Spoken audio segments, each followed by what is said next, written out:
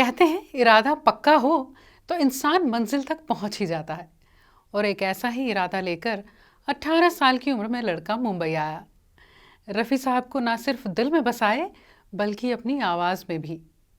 हालांकि इन्होंने 1980 से 1984 तक चाइल्ड आर्टिस्ट के तौर पर फिल्म्स में काम किया था, जैसे तकदीर, प्यारा दुश्मन, कामचोर और बेताब में भी। बेताब में सनी देओल के बचपन का रोल निभाया था। लेकिन वक्त के साथ ये तय कर लिया कि सिंगर ही बनना है। ये कौन है? साथी तेरे नाम एक दिन जीवन भर जाएंगे। सोनू निगम।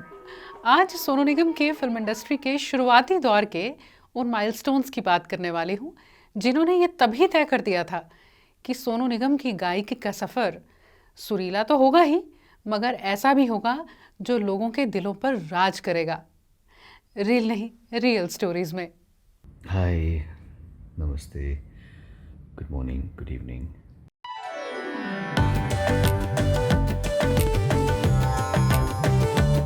जब आवाज़ मैच्योर होनी शुरू हुई तो दिल्ली से मुंबई आने का इरादा पक्का होता गया। कॉम्पिटिशन्स में जीत मिल रही थी वहाँ, और लगा कि अगर सिंगिंग में आगे बढ़ना है तो मुंबई तो जाना ही होगा। और इनके पिता अगम कुमार निगम जी, जो खुद एक सिंगर रहे हैं, मुंबई में सोनू के गाइड रहे। सपना एक ही था कि प्लेबैक सिंगर बनना है। स्ट्रगल शुरू हुआ।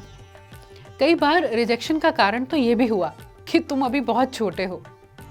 उषा खन्ना, एक्टर सचिन पिलगांवकर, अन्नू मलिक, अमर उत्पल इनके शुरुआती सपोर्ट सिस्टम रहे। इन्होंने यूं तो कई फिल्म्स के लिए गाया, जैसे मुकाबला, वीरता, राम जाने, जीत, खुद्दार। कई कवर वर्जन्स भी गाए इन्होंने, लेकिन पहली बार पॉपुलैरिटी का स्वाद चखा जब गीत आया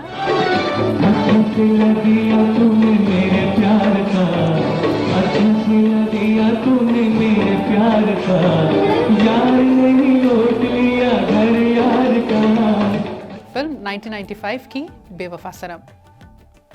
फिर दूसरा बड़ा ब्रेक था टेलीविज़न, जहां सारे गामा प्रोग्राम ने सोनू को ना सिर्फ घर घर तक पहुंचाया बल्कि लोगों के दिलों तक भी पहुंचाया। ये प्रोग्राम सोनू को मिला कैसे? हुआ यूं कि टीवी पर एक प्रोग्राम आया करता था, अंताक्षरी, याद है आपको? जिसमें अन्नू कपूर होस्ट हुआ करते थे। यहाँ एक स्पेशल एपिसोड हुआ जिसमें प्लेबैक सिंगर्स को बुलाया गया था, और सोनू उनमें से एक थे। इनकी टीम में थी सिंगर पूर्णिमा, और इन दोनों ने खूब बढ़िया से खेला। पॉइंट्स बाकी सारी टीम से ज़्यादा थे। ये भी एक वजह रही कि डायरेक्टर गजेंद्र सिंह की नज़र इन पर पड़ी और इन्होंने सोनू को अंताक्षरी ऑफर की, लेकिन इन्होंने मना कर दिया, ये कहकर कि पहले से ये कोई कर रहा है, मैं रिप्लेस नहीं करूँगा किसी को। आप कुछ नया सोचेंगे तो फिर ज़रूर। अभी 1 महीने से कुछ ही वक्त ऊपर हुआ था कि गजेंद्र सिंह आए एक नया कॉन्सेप्ट लेकर, सारे गामा के साथ, जो 1995 में आया। सोनू नर्वस तो थे, कैमरा पहली बार फेस कर रहे थे, और पहले शॉट के बाद ये रियलाइज़ हुआ कि उससे कहीं ज़्यादा है ये जो सोचा था। 5.5 साल तक इन्होंने ये शो किया, फिर खुद ही छोड़ दिया। सब कुछ मिल रहा था, लेकिन इस सब कुछ में प्लेबैक सिंगिंग नहीं थी, जिसके लिए वो मुंबई आए थे। एक और बड़ा मगर सूझबूझ के साथ लिया फैसला, और प्लेबैक सिंगिंग में नाम मिला 1997 में, जब गीत आया फिल्म बॉर्डर का। सदे से आते हैं, हमें तड़पाते हैं, चिट्ठी आती है, वो पूछे जाती है कि घर कब आओगे, जिसमें रूप कुमार राठौड़ जी ने भी इनके साथ गाया था। और 1997 की ही फिल्म परदेस का गीत।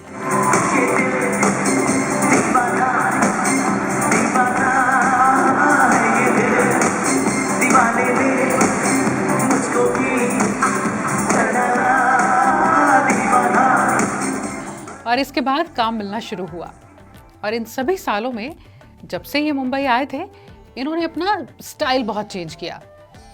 कैसे? देखिए, ये रफ़ी साहब को मानकर सोच कर आए थे। इन्हें रफ़ी साहब का क्लोन भी कहा गया। फिर महसूस हुआ कि लोग मेरे लिए नहीं बदलेंगे, मुझे बदलना होगा।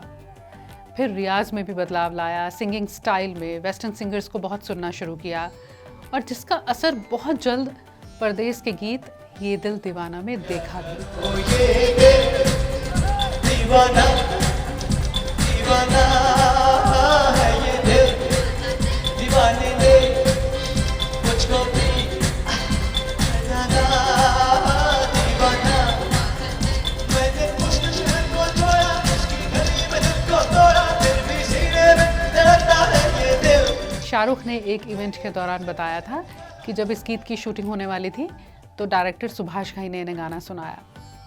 बताया कि एक नया लड़का है, टैलेंटेड है, बहुत अच्छा सिंगर है, जिसने तुम्हारे लिए गाना गाया है।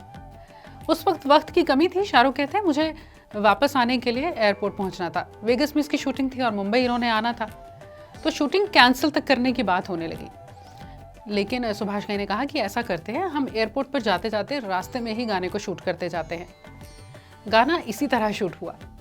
शाहरुख कहते हैं कि मुझे ये आवाज़, यानी सोनू की आवाज़, पहले अलग लगी, जानी पहचानी नहीं थी, लेकिन जब मैं मुंबई पहुंचा तो मेरे कानों में यही आवाज़ थी, यही गीत।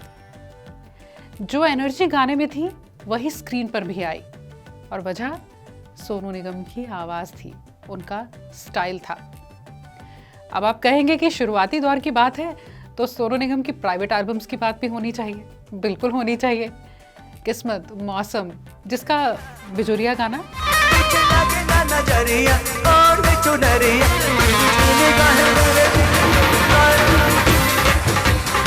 फिर इनकी एल्बम याद, जान और दीवाना। दीवाना वो सुपरहिट एल्बम जो कई लोगों ने, जिसकी कैसेट जो है वो वैलेंटाइंस गिफ्ट के तौर पर भी एक दूसरे को दी थी। दीवाना तेरा तुझे ही बुलाए, ये मर्जी तेरी, तू आए ना। सोनू ने अपनी वर्सेटैलिटी को प्रूव किया है। कवाली भी गाई है, भजन भी गाए हैं, रोमांटिक सॉन्ग्स भी, सैड सॉन्ग्स भी, देशभक्ति के गीत भी इन्होंने गाए हैं। और सिर्फ सिंगिंग नहीं, सोनू हम जानते हैं सब कि मल्टी टैलेंटेड हैं, जो अपने आप में इंस्टीट्यूशन है। इनके बारे में अभी और भी बहुत सारी बातें हो सकती हैं। मैंने आज सिर्फ शुरुआती दौर की कुछ बातें की हैं, लेकिन इस बार इतना ही।